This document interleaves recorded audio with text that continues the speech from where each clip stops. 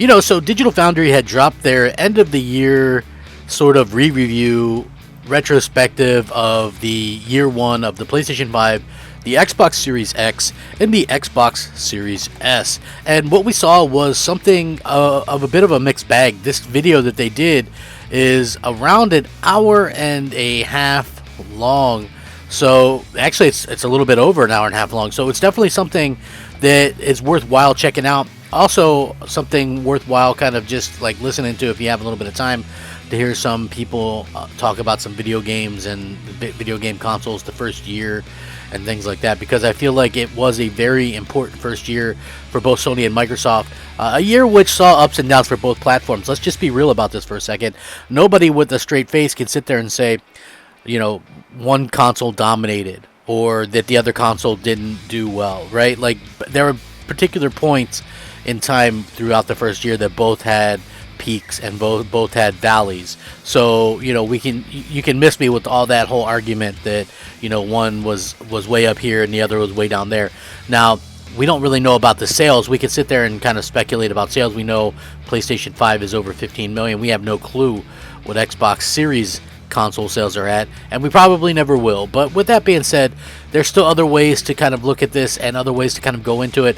Digital Foundry didn't have the best things to say about the Xbox Series X, which I found to be a little bit surprising because they seem to really kind of talk up the Xbox Series X almost at every chance they get. So it was a little bit odd that this kind of went the way that it did, and I hope that you guys understand where I'm coming from with this. I don't really think I don't know if I agree with them or not, but I'm more curious to hear what you guys think about this stuff, because I think that that's going to be the telling point going forward. It's going to be a video you're not going to want to miss, though.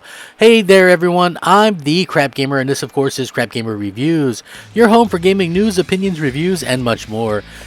You'll probably notice some changes around here, and hopefully that doesn't stop you from giving us at least a like and possibly even consider subscribing if you haven't already done so. Thank you so much for choosing to spend some of your free time with me today.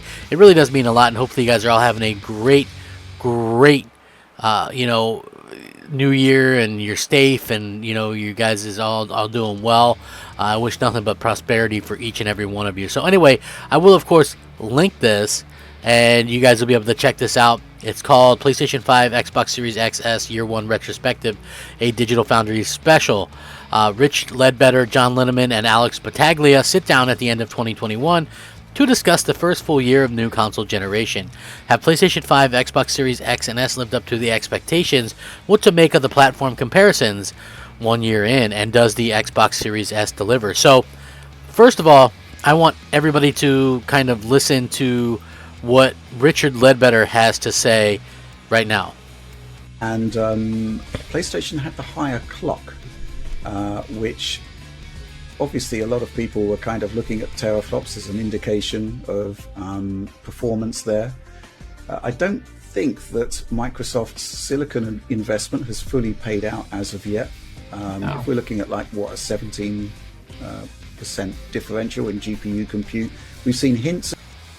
So basically, and I kind of cut it off there, they talk about how, well, first of all, he mentions only a 17% different in the compute units in terms of like the power and things like that.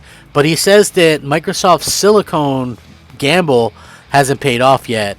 And what's interesting in the video is that you can basically kind of see sort of the reaction from the other two people when he mentions this. And I think he's echoing a lot of what many people are saying. Now listen, you might go, but hey, crap, I thought you were an Xbox fan again. Listen, I am an Xbox fan.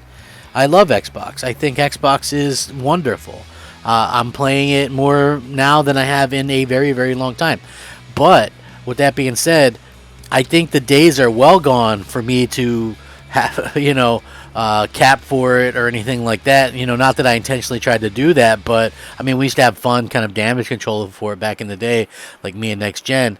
But at the same time, I don't have to sit there and go, oh, well, you know what, this is the reason why, or tools or whatever.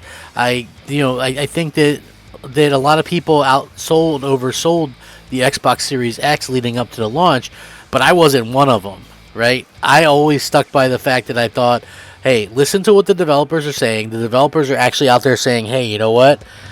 this is the closest we've ever had of a launching Xbox and PlayStation in terms of power. And I believed them, right? When we heard developers say stuff like, mark my words, a year from now, after the PlayStation 5 launches, everybody will look back at it and say that it's like one of the most impressive things of all time. Like, people really went with that whole T-flop kind of thing, right? But if we went by T-flops, wouldn't the Xbox One X be more powerful than the Series S?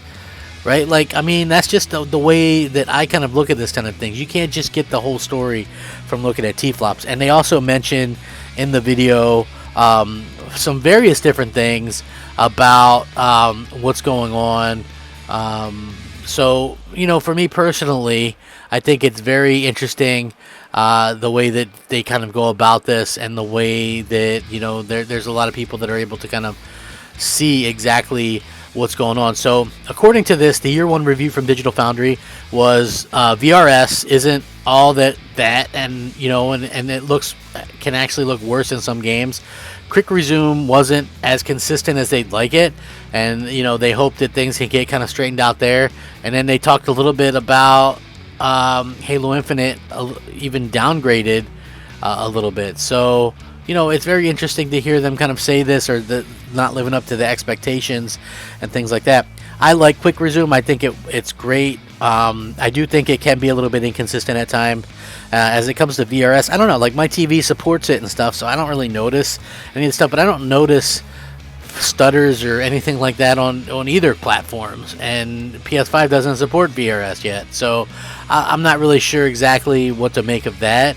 When it comes to Halo Infinite, I don't think Halo Infinite's a looker, but I do think that it is a fun game, and I think that that's exactly what they wanted it to be, because at the end of the day, that's what people are going to most remember about these video games is, hey, did we have fun with them? But I did just find it a little bit interesting that they were having such a very kind of bold time talking about the Xbox Series X and PlayStation 5.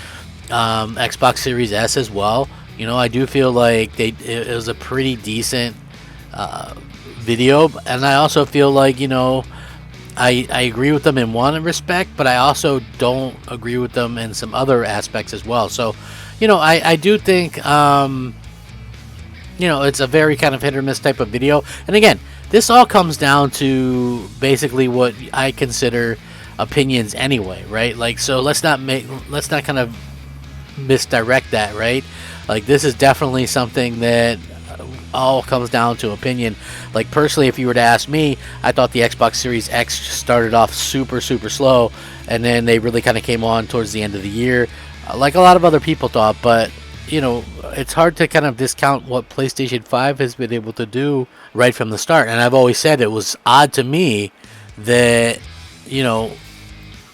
basically the PlayStation 5 was getting any games that actually outperformed the Xbox Series X. Now, what could be the issues with that? Should I say, hey, the issues are, the tools or something along those lines? I don't really believe that. I think that obviously, both tool sets grow.